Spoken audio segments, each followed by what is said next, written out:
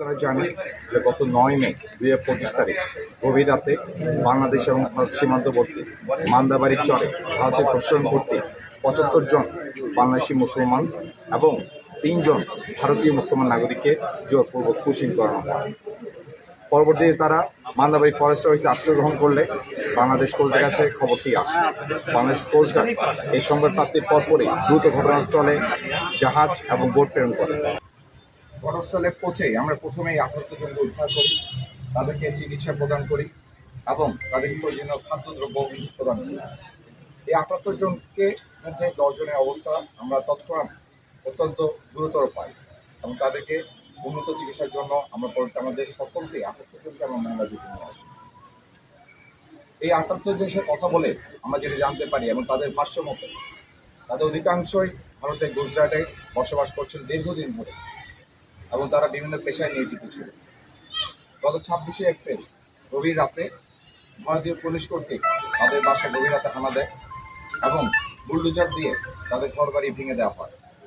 তাদের পরিবারের সামনে তাদেরকে অমানবিক অত্যাচার, শারীরিক নির্যাতন এবং ধর্মীয় অবমাননার সূচক মন্তব্য প্রদান করে।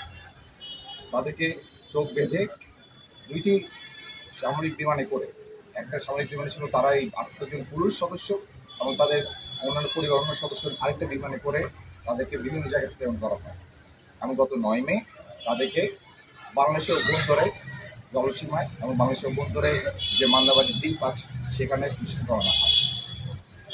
তাদের মাধ্যমে এবং তাদের ভাষ্য মধ্যে এটাও জানা যায় যে তাদের উপর যে অত্যাচার করা হয়েছিল সেটা তাদের পরিবারের সামনে করা হয়েছিল এবং তারা জানে না যে তাদের পরিবার এখন কোথায় আছে। বর্তমানে এই 78 জনের মধ্যে 10 জনের অবস্থা আশঙ্কাজনক এবং তাদের অবস্থা বেশ গুরুতর, তাদের হাসপাতালে রাখা হয়েছে। আমরা কোস্টগার্ড এবং প্রশাসনের সকল স্তরের লোকজন এই 78 জনকে তাদের পরিবারের কাছে হস্তান্তরের জন্য সর্বাধিক কাজ করে যাচ্ছি এবং গত 11 মে প্রেক্ষিতে আমরা এই শ্যামনগর থানায় বাংলাদেশ কোস্টগার্ড কর্তৃক এই শ্যামনগরকে তাদেরকে হস্তান্তর করা হয়। গুজরাট পুলিশও আমাদের উঠে নিয়ে গেছে, উঠে নিয়ে যাওয়ার পরে আমাদের ওইখান থেকে বরুদা আনিছে, বরুদার পরের থেকে আমাদের বিমানে উঠেছে, বিমানে উঠে হাত পাও বেঁধেছে, হাত পাও বেঁধে চোখ বেঁধেছে, চোখ বেঁধে কোথায় নিয়েছে আমরা এটা সঠিক জানি না। তারপরে আমাদের হাত পাও বান্ধা ছিল, চোখ বান্ধা ছিল। তারপরে আমাদের ভারতের কোস্টগার্ড যারা নদীপথে চলে ওদের জাহাজে উঠেছে, জাহাজে উঠায় আমাদের খুব প্রচার করতে, মানে আমাদের দিনে 4 বার মেরেছে, খাতি দেয় না, পড়তে দেয় না, আমাদের মেরেছে। মারার পরে আমাদের ওইভাবে ভাইন্দে রাখে, আবার কি আমরা একটু পানি চালিয়ে আমাদের মারে, যদি একটু পেশাব করার কথা বলি তাও আমাদের মারে, সবভাবে আমাদের টর্চার করছে। টর্চার করে আমাদের চোখ বেঁধে 3 দিন পরে আমাদের স্পিরিট বোটে উঠাইছে, স্পিরিট বোটে উঠাইয়া সুন্দরবনে আমাদের ফেলে দিয়েছে। আমরা ওইখানে ছিলাম। তারপরে আমরা একটা টাওয়ার দেখতে পাইছি, টাওয়ারে টিপ টিপ করে আলো জ্বলছে। ওই টাওয়ারটা দেখে আমাদের মনে হচ্ছে যে আমাদের এখানে মনে কোনো লোক আছে।